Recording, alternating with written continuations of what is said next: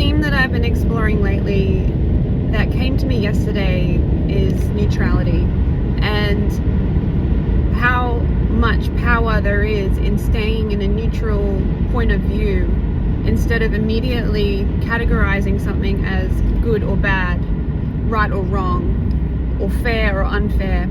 And I can see now, since I've been looking into it, just how often I have been judging things and immediately giving them definition. And the definition that you give something is how it makes you feel. Like if you define something as bad, then it's going to give you like a bad feeling. And if you define something as good, then it's going to make you feel good.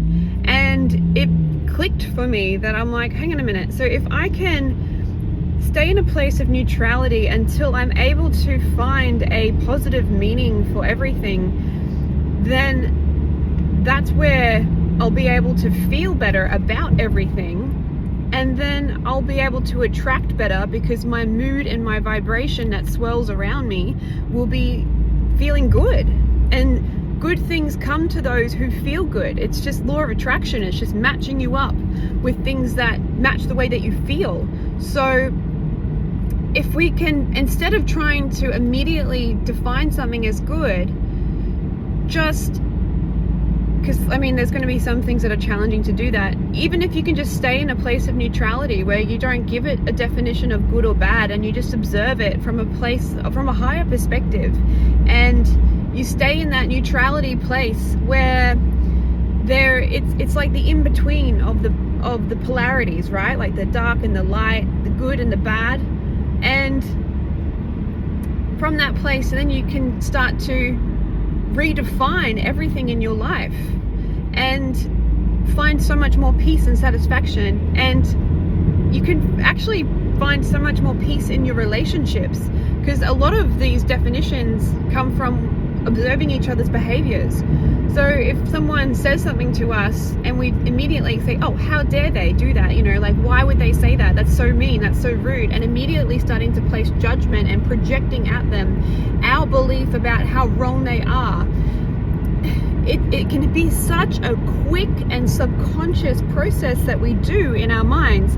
And a lot of us aren't conscious that we're doing it because we're justified, right? And especially when we get online and we start to get other people that are agreeing with us.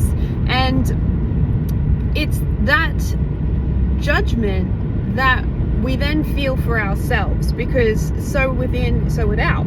So whatever you're feeling about yourself is generally how you feel about most people.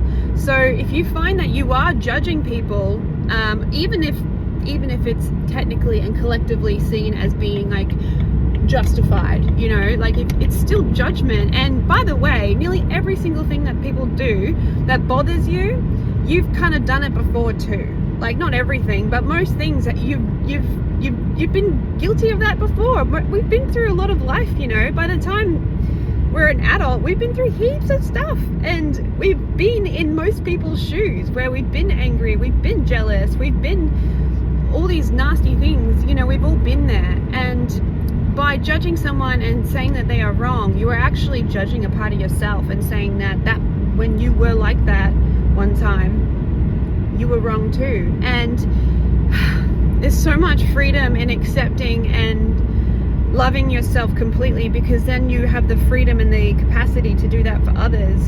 And you don't have to do it for others because they need you to, but because it just feels better to you.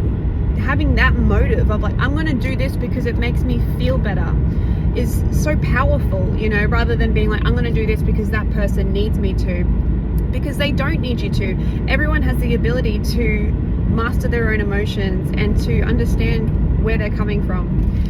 Emotions aren't to be ignored. They are indicators. It's just like if you have an empty gas gauge, you don't ignore it and put like a happy sticker over it. You go and get fuel. You fuel up. It's an indicator. It doesn't have to be a good or a bad thing. It's just an indicator of where you're at. And it's the same with your emotions. And so if you're feeling bad when you start thinking about a certain family member or whoever it is that bothers you, and if you start to feel negative emotion, that's because your inner being really doesn't see them that way.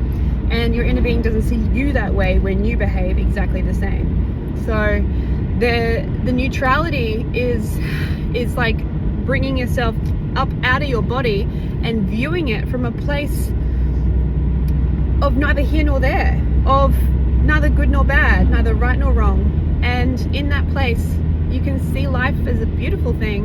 And I mean, like when you look at a really good, decent movie, you know, there's a lot of obstacles in it. There's a lot of contrast. There's a lot of variety. And we want that variety in our own lives, but we don't have to engage in everything that we don't prefer. And that can be a thing that you say in your mind when you are observing something that you don't like. You can just say, oh, I don't prefer that for me, but this person is on their journey and I've been there before and they'll find their way. That little chat to yourself in your head will free you of the habit of judging people and yourself. And when you start having more compassion for others and more love for others, you'll find that you're being kinder to yourself. It works both ways. It's so funny too, because when I was thinking about this yesterday, I decided to go for a walk, and I went for a walk along the beach, and then I was a little bit in my head about which way to go home. I was like, do I go the footpath or do I go the beach way? And my logic was saying footpath, but my interest was saying beach. And I went the beach way, and I looked down and there was this grey and white feather. And I was like, oh, feather, I should pick it up. And then I just kept walking. And then I'm like, no, I'm going to go pick it up. So I went back and I picked it up, and then I took it home. And then, of course, I looked it up on ChatGPT, and it came through as a beautiful symbology, because it said to me that the grey and white feather represents, the white part represents like the purity and like that really high consciousness perspective. And the grey part of the feather is the point of neutrality, the middle point of the polarities of life, like the dark and the light. And I was like, oh my God, it's exactly the theme that I've been exploring. And I say that because so many of us are getting signs and symbols sent our way that do stand out to us, but we dismiss it because the collective believe that it's nothing and that it was just a coincidence and like everyone finds feathers. But it stood out to me, and I looked it up, and it was exactly the theme that I am looking into. And I think so many of us could find so much more connection to the divine and all that is, and synchronicities that happen in their life, if they weren't to dismiss it as nothing, you know? The magic is in the details and in the quiet and in the still and in a lot of things that we dismiss. And so I hope that next time you see something that stands out to you, whether it be a triple number plate or a feather or a bird that comes and sings to you, why don't you look it up on ChatGPT and see what it means to you, and explain sort of, you know, what's been going on in your life, and you'll see that there are synchronicities like completely tied into what you're observing, and your spirit guides are trying to talk to you through them. And my spirit guides know that I pay attention to these kinds of signs and symbols, so it's a fantastic way for us to communicate, and you can have that too. All of us can. And yeah, so thank you for listening. I hope that you find some time to consider this topic of neutrality and are able to apply it to your life, because it's already freeing me so much of any feeling like I have to figure it all out and everything has to be a certain way and insisting on a particular outcome. And I'm heading to a funeral right now, and my whole family's going to be there, and there's definitely going to be some tension, but I don't have to judge it as right or wrong, and I don't have to be involved in it for me to be around it, you know? Like, I can just stay in this neutral place and have as much love and compassion as I can for everyone that I come across, and decide that, you know, wherever you're at today is okay. You know, whatever you're feeling and however you're acting and behaving, it's okay by me, because I know who I am, and I know that I love me and I love you, even if you're not showing that towards me, or even if I feel like a certain vibration from you. I don't have to judge you as wrong. I can just accept you as you are. Doesn't mean you have to engage for very long, but you don't have to push things away, because when you push something away, you're actually still touching it.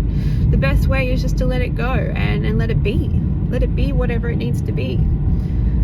All right, that's me for today. I hope this helps somebody. Much love to you all.